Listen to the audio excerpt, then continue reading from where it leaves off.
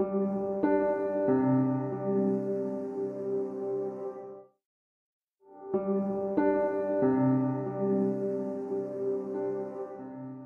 hi, hello. This is Let's Talk About Myths, baby. And I'm Liv, here with another spooky episode for this spookiest month. But first, I'm so excited to tell you that by the time this comes out, I will have just recorded an episode with the incredible and brilliant Bettany Hughes, author of Helen of Troy and Venus and Aphrodite, amongst others. Venus and Aphrodite has just been released in North America, and like I said, by the time this comes out, I will have recorded it. When I'm recording it now, I haven't yet, but I'm sure we talked all about my favorite goddess and that it was incredible and I learned so much. I am so looking forward to it. So stay tuned because that episode will be coming out very soon.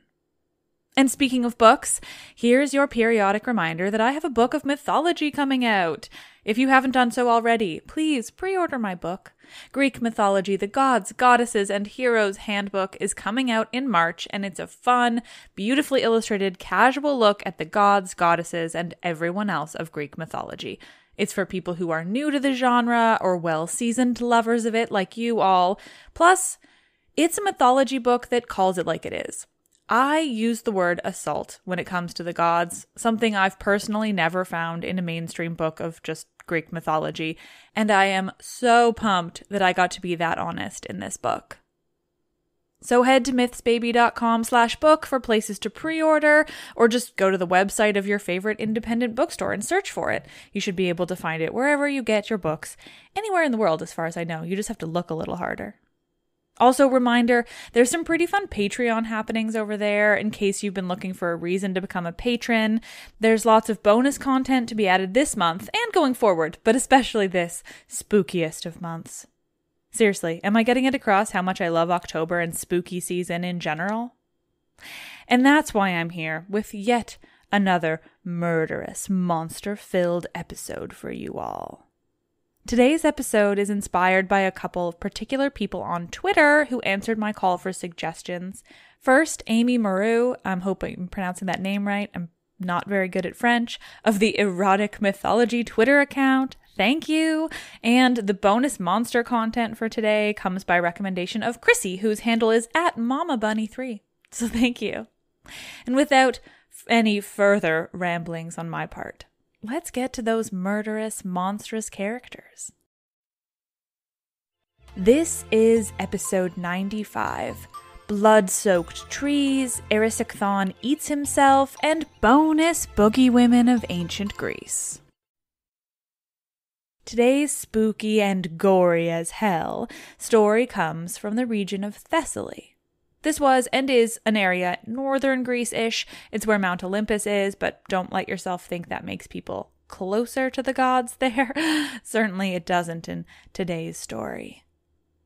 The story has its origins in Greek mythology. The poet Callimachus tells it in one of his hymns, but it's also told by my beloved poet Ovid. And Ovid's version is, as is so often the way with him, far more violent and gory and, well, spooky. So, aside from a few bits and pieces, today's story comes from Ovid's Metamorphoses. In Thessaly, there is a king named Erysichthon. Erysichthon was not a pious man. In fact, he was quite the opposite. He had a habit of avoiding the necessary sacrifices and offerings to the gods. He didn't care for it and didn't see why he should. He was, after all, a king, and who were they but some concepts up in the sky? No, Erysichthon didn't bother with the gods, didn't give them anything at all. Not only did he avoid the necessary worship, though, there was also a time when Erysichthon outwardly scorned the gods, when he did all in his power to damage the goddess Demeter. Demeter had a sacred grove of trees within a forest in the region of Thessaly, one of her most beloved spots in all of Greece. There, among the many important sacred trees that the goddess was devoted to, was a particular tree. An oak in Ovid, a poplar in Callimachus. Either way, it was old, very old, and so it was very big and very impressive. I don't know about you guys, but I come from a place where very big and very old trees are just about as sacred as they would have been to an ancient goddess like Demeter. Seriously, my island is full of old-growth rainforests where, the trees have seen some things.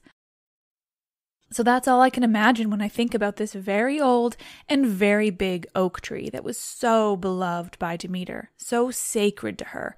It had seen some things. This was a very important tree.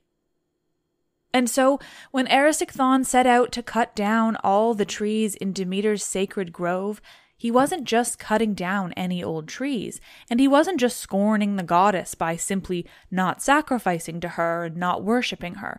He was actively harming her, actively destroying something she loved. The oak tree most beloved by Demeter was surrounded even by offerings. The tree was decorated with garlands and votive offerings, all for the goddess of the harvest, Demeter. Beneath the tree, dryads, nymphs would dance around holding hands. The tree was so big that it took 15 dryads holding hands to wrap their way around it. It was a very special tree. See, there were many people aside from the goddess who found this tree to be sacred and special, but Erysichthon didn't give a fuck. He wanted to cut it down. And why? We don't really have a why. For the sake of it? Because he needed some wood? When you have an ancient, sacred forest, a need for lumber is never an excuse. There are lots of other trees that are not quite so ancient, not quite so sacred. And now I'm talking a bit more to my provincial government than I am to Erysichthon. Go ahead and sign some petitions to stop logging in Vancouver Island's old-growth rainforest, would you? So, Erysichthon set out to cut down Demeter's sacred grove, and particularly her deeply sacred oak tree. He wasn't about to do the work himself, either. He was that kind of king. He handed axes to his men and told them to get to work. Get rid of this incredible, beautiful, enormous, sacred old tree, would you? The men, though, knew that what they were being told to do wasn't right. They shrunk back at Erysichthon's orders, none of them willing to get even close to the sacred tree with an axe. Fine, Erysichthon yelled, seeing their refusal. He snatched one of the axes back from his men and went to the tree himself. Snarling, he announced that he would bring down this tree even if it were Demeter herself. And with that, Erysichthon swung the axe at the ancient tree, and it hit with a thud, ripping into the bark and taking a chunk out of the beautiful tree. Just before the axe hit, though, the tree groaned and grumbled. The leaves shook above loudly. Erysichthon pulled the axe from the tree, thinking nothing of the noises it had made. But when the axe was removed from the tree's bark, thick, dark blood gushed from the wound as though it were spurting from a body's main artery. Blood splattered out from the tree and across the face of Erysichthon, who stood, axe in hand, looking at the tree. Absolutely horrified, petrified, terror-stricken, the men around Erysichthon looked upon the tree as the blood poured from its wounded bark. One of the men, bravest of them, moved to stop Erysichthon from wounding the tree further, from further sacrilege against the goddess. He makes to grab the axe from Erysichthon's hand, but the king is quicker than this man, and before the man can grab the axe, he swings it around away from the tree and at the man's own neck, severing his head in one swift blow. Blood spurts from the man's neck as he crumbles to the ground with another thud, the head rolling off in another direction. Blood is covering the forest floor now, blood of a tree and of the man who tried to stop the monstrous Erysichthon. With another snarl, Erysichthon turned from the man he's just ruthlessly, mercilessly killed and returns to the tree, hacking at it once more with his axe. Erysichthon continues to hack at the tree's trunk. Blood continues to flow, to spurt, to spray across Erysichthon, but he doesn't relent. He's in it now, caught in his own horrific sacrilege against the goddess. He can't stop now, can't take it back, and doesn't want to. He hacks, and blood oozes endlessly across the forest floor as the remaining men continue to look on in abject horror. Finally, as Erysichthon gets deep enough into the tree, a voice echoes from within it. A strong, loud voice calls from within. I am the nymph that lives within this tree, the nymph most sacred to the goddess Demeter, she calls from inside the dying tree.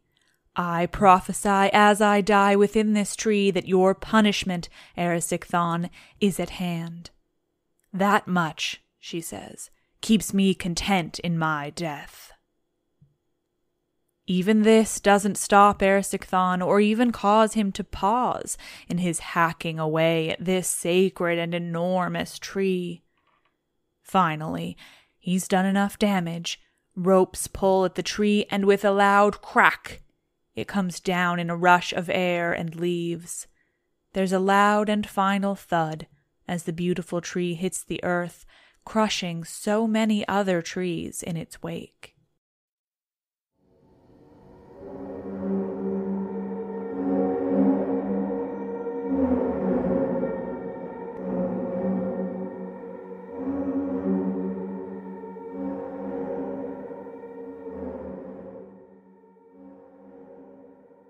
This description of the downed oak tree, the blood gushing from its wounds, the horror of Erysichthon's men and his murder of them too, comes from Ovid. I've chosen it because, well, there's a lot more blood in Ovid's, much more visceral, horrifying, entertaining. The story also comes, as I mentioned, from the Greek poet Callimachus. His version is lacking in blood and gore, but it makes up for it in enormous incarnations of the goddess herself. Before the tree falls, which, as I mentioned, was a poplar, according to Callimachus, the goddess herself visits Erysichthon in her anger. She appears before the king and his men, tall as Mount Olympus, and speaks to him, telling him angrily, "Fine, let him cut down her sacred tree, let him build his palace with its wood, let him host banquet after banquet in that palace, built with her tree's death." She promises him punishment that lines up, if less intricately, with Ovid's version. As usual, I do prefer Ovid's, but also wanted to tell you about the mountain-sized Demeter of Callimachus's. Back to Ovid now. The downing of the sacred oak tree and the trees it crushed when it finally fell destroys the grove of the Dryads, those nymphs of the goddess Demeter. There is nothing left to their sacred grove. Dressed all in black, the nymphs go to the goddess Demeter with all that has happened to their forest, telling her all that Erysichthon has done and insisting on his immediate punishment. Demeter, of course, agrees. How could she not? Certainly all that Erysichthon has done and the manner in which he did it requires the most severe of punishments. Downing a sacred tree is one thing, but the horror Erysichthon brought upon that whole forest, the man he murdered who'd tried to stop the king, the trees destroyed by the falling oak, all adds up to one of the most grievous of sins against the gods. Demeter begins his punishment by sending a blight upon the fields of Erysichthon. Those that were already ripe for the harvest are ruined, destroyed. But that isn't enough. Demeter plans to have Erysichthon, quote, devoured by famine. In the mythology, of course, famine is a character, a personification, a demon, the likes of cold, pallor, and terror. Demeter, though, isn't permitted to meet with famine, not as the goddess of the harvest of agriculture, so she sends a nymph, an Oread, to the depths of Scythia where the demons reside, where no food grows, and requests the nymph ask Famine to travel to Erysichthon to hide herself within the man's stomach. That if she does this, and does it right, no matter how much Erysichthon eats, he will still find himself more hungry than anyone can bear. Demeter goes on, explaining that if Famine holds out, preventing any of Demeter's own harvests to reach his stomach, he will truly be punished. Demeter's use of famine as punishment here is one of the most dramatic things she could do to Erysichthon. Demeter is the goddess of the harvest, of agriculture. Essentially, this makes her the goddess of a full stomach, a good meal. The Greeks understood how important Demeter was to their survival. She brought them food, kept them alive. Her choosing then to go to her opposite, the personification of hunger and famine, is a drastic and severe decision.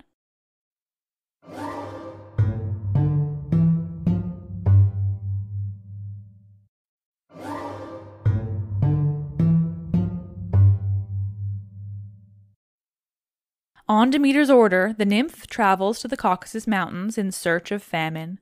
There she finds the woman, this personification of it, who looks, well, exactly as one might expect. She looks hungry. So hungry. Skin and bones, really. Fragile. From afar, afraid to get too close to famine, the nymph passes on Demeter's request of the demon. Quickly, the nymph starts to feel the effects of being just nearby this personification. She feels the pangs of hunger in herself from the vicinity alone. So she passes along the message quickly before leaving and returning to Thessaly. Famine agrees to Demeter's request, flying herself to Thessaly and into Erysichthon's palace, into his bedroom where he slept. There, she breathes herself into him, filling him with all her essence before heading back to her cave in the Caucasus Mountains. Famine takes hold of Erysichthon in that instant, just as intended, though he doesn't wake from it. But even in his dreams, he's taken over by his hunger. He dreams of feasting, of gorging himself on food. When he wakes, his desire to eat is overwhelming. Erysichthon wakes with one thought. He must fill himself with food immediately. He's starving, absolutely famished. He calls for all the food in his palace to be brought before him. His table is heaped with it, everything imaginable. From the land, from the sea, all the food at his disposal is placed before him. And he eats, he gorges, eating and eating all that he can.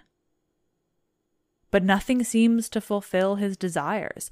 Nothing fills his belly, though he's eaten more than anyone naturally should in one sitting.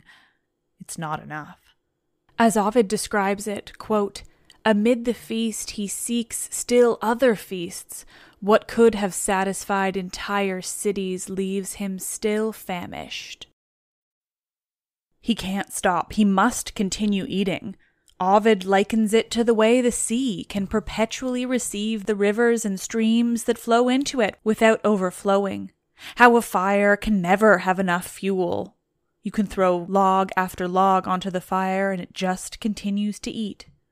This is how Erysichthon ate, how he continued to eat and never feel as though he were full enough, never feel satiated. He still felt famished, as though he simply must have more. Erysichthon ate himself out of all the money he had, but even that didn't fill his stomach. Still, he couldn't stop. Finally, all he was left with in the world was his daughter. A daughter who, according to Ovid, quote, merited a better father. And in case you were beginning to feel anything for Erysichthon in Demeter's punishment, once he'd eaten himself out of all his riches and was left completely destitute with only his daughter to comfort him, he decided what he had to do next. Erysichthon sold his daughter for money to eat more food. He sold his daughter off into enslavement. She was sold off to a horrible slaveholder and was, quite rightly, horrified by her new situation, brought on by her father and the patriarchal bullshit that left women as the property of men. She wouldn't accept her fate, though, and one day she snuck away from her new life as a slave and found her way down to the beaches where she prayed to Poseidon. She prayed to Poseidon because, it seems, he'd once raped her.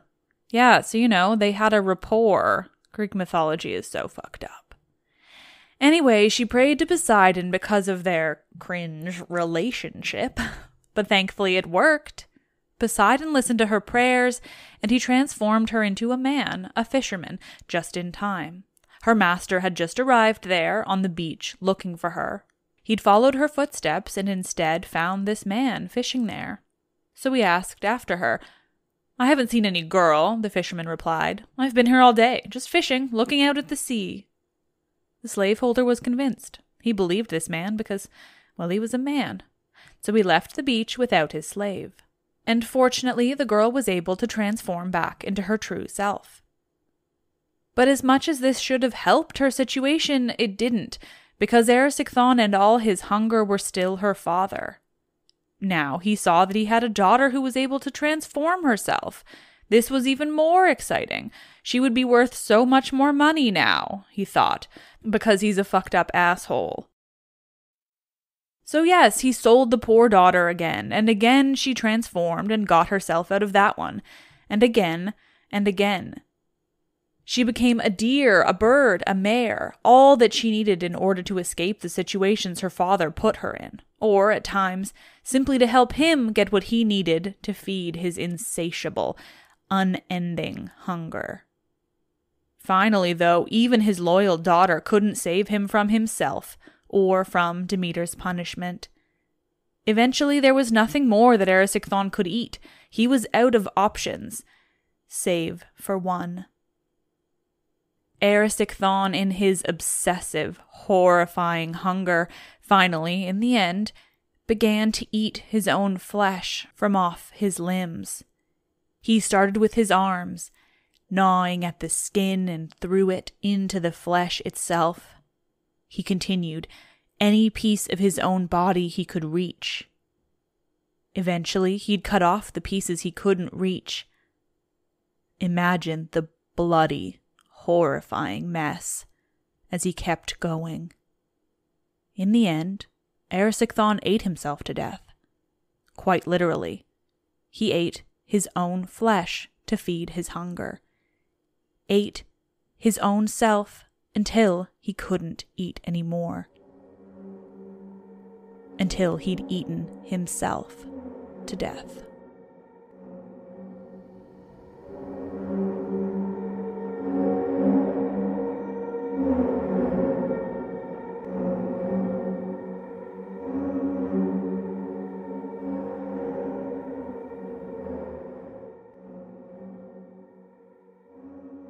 Oh, Erysichthon.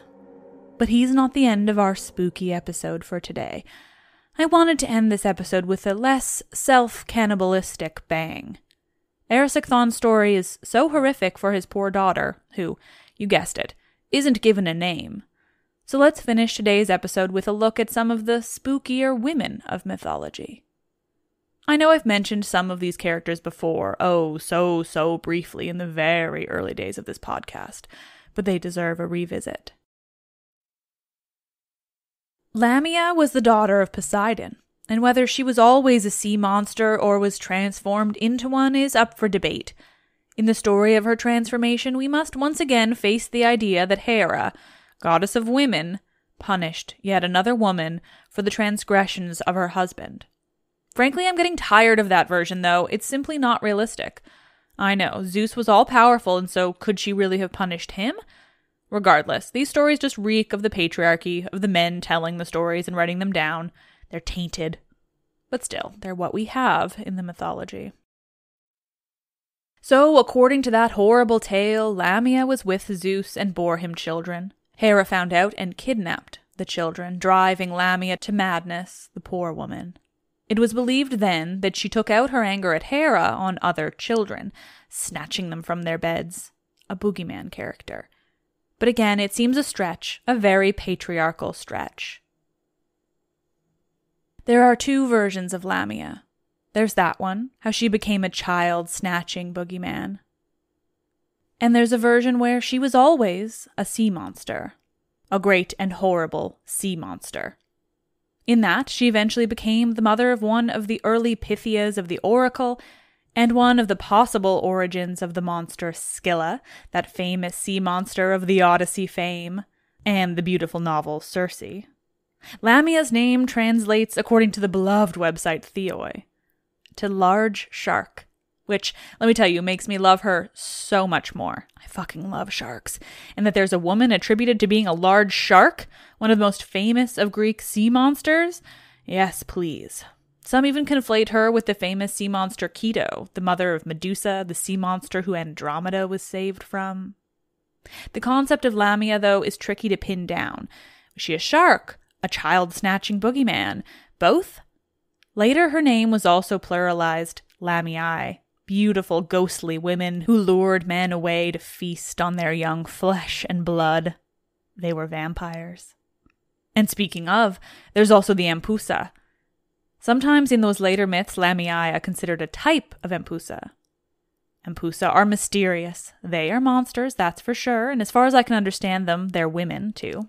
But what they appear as can vary.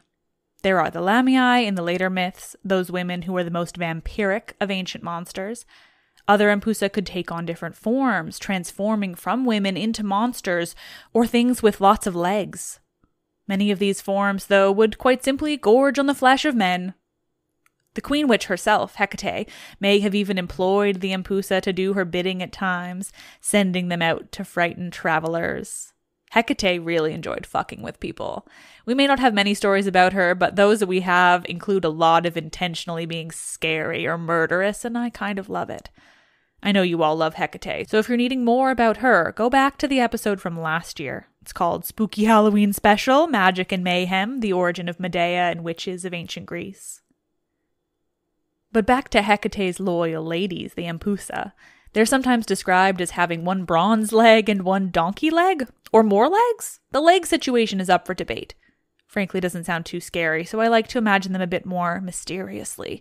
Just women in the darkness there to scare the living shit out of you, maybe feast on a bit of your flesh in the process. It's said that the Empusa, along with another class of somewhat generically ghostly women monsters, the Mormo, were often used by parents as threats. As in, you better be good or the Empusa or the Mormo will visit you tonight. This type of quality parenting has been around for so long.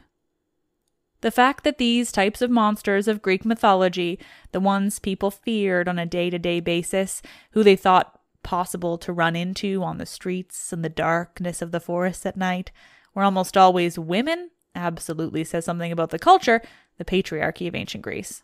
But frankly, I also kind of love it. So many boogeywomen of ancient Greece.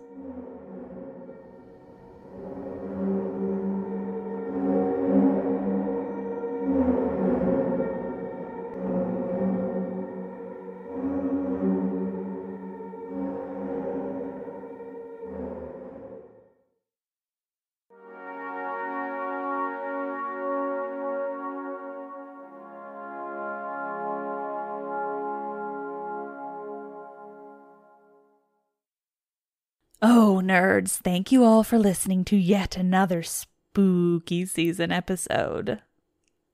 Ugh, they're so fun. Like I mentioned at the top, I do have this very exciting episode coming out soon where I will have sat down with the brilliant Bettany Hughes to talk all things Aphrodite. What a fucking thrill, truly. And I hope you're all as excited as I am. But of course, there are still a couple episodes left in spooky season October, so stay tuned for whatever scary episodes I can find for those. The episode with Bettany Hughes will come out in the first week of November. Thank you all so much for listening. As usual, I would deeply appreciate a 5-star review on Apple Podcasts. They thrill me to no end, and I read every single one of them thanks to obsessive daily emails I get with new reviews.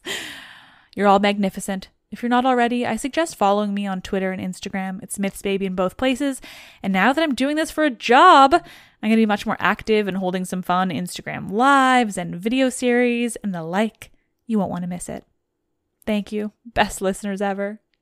I am Liv, and I love this shit.